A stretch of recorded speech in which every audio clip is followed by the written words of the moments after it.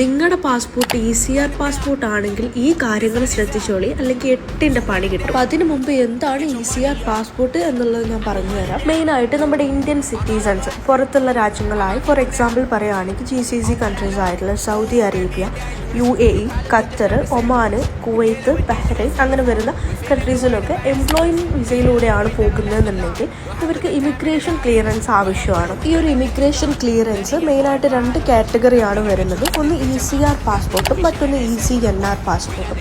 ECR passport എന്ന് വെച്ച് കഴിഞ്ഞാൽ എമിഗ്രേഷൻ ചെക്ക് റിക്വയർഡ് എന്നാണ്. അതുപോലെ ECNR പാസ്പോർട്ട് എന്ന് വെച്ച് കഴിഞ്ഞാൽ എമിഗ്രേഷൻ ചെക്ക് നോട്ട് റിക്വയർഡ് എന്നുമാണ്. അപ്പോൾ നിങ്ങളുടെ പാസ്പോർട്ട് ഇതിൽ ഏത് ടൈപ്പ് പാസ്പോർട്ടാണ് എന്നറിയാൻ വേണ്ടിയിട്ട് നിങ്ങളുടെ പാസ്പോർട്ടിൻ്റെ ഏറ്റവും പിറകുവശത്ത് മുകളിലായിട്ട് എമിഗ്രേഷൻ ചെക്ക് റിക്വയർഡ് എന്നുണ്ടോ എന്നുള്ളത് ചെക്ക് ചെയ്യാം. അത് ഉണ്ടെന്നുണ്ടെങ്കിൽ നിങ്ങളുടെ പാസ്പോർട്ട് ECR പാസ്പോർട്ടാണ്.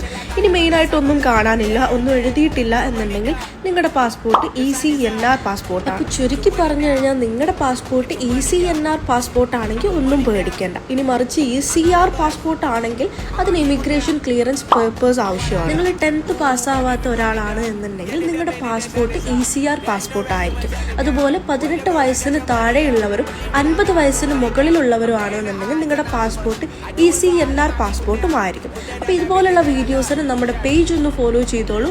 എന്തെങ്കിലും ഡൗട്ട്സ് ഉണ്ടെന്നുണ്ടെങ്കിൽ കമൻസിൽ ചോദിച്ചോളൂ. അപ്പോൾ until next time, bye bye.